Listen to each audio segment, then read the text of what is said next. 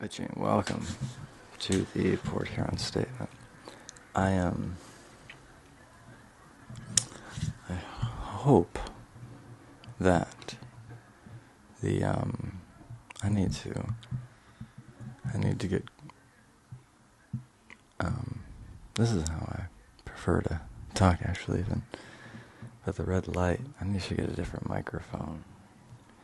I actually like how this mic picks up, but I don't like the visual of the red light. I probably go with black and white for this one. I like the pillow talk it sometimes. So, what I want to talk about is finally fallacy. The first fallacy I would like to speak on is known as the appeal to authority fallacy. It's the fallacy that something is true because someone credible says it's true. Credible. Someone in a position of authority really is a better way to describe it. Appeal to authority is the belief that if someone in a position of authority says it's true, it is true. This is an insidious fallacy. The fact of the matter is you need to be thinking about, if someone tells you something that they personally benefit from you believing, it's almost certainly suspicious. I guess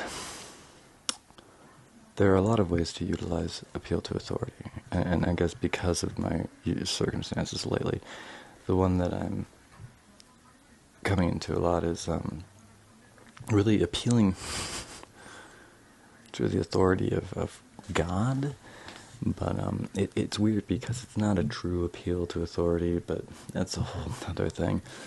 In the mind of those that are accepting the argument, it is an appeal to authority because Jesus or God is an actual authority in their idiom. So,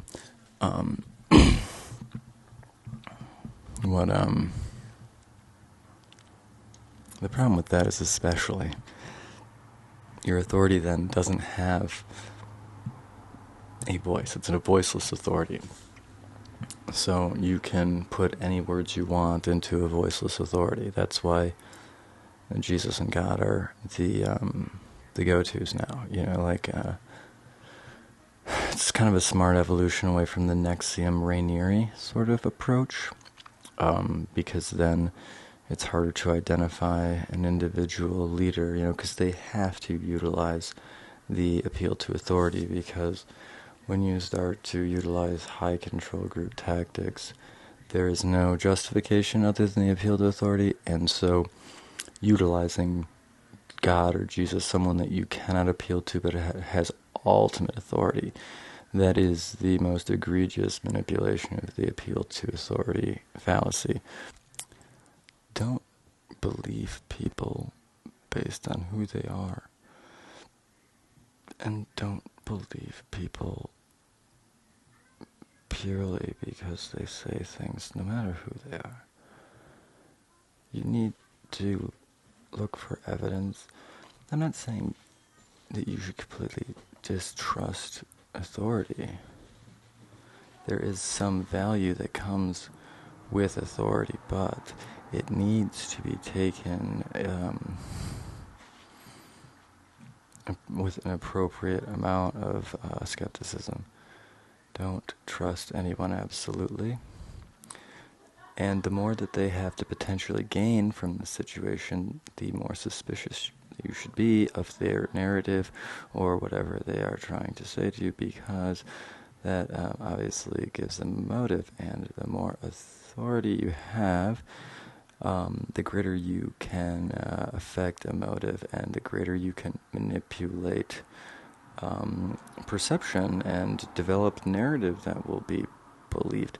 So I guess the point is, the more authority you have, the more potential you have to exploit people. So especially when you see a parallel between motive and authority, you should be very suspicious.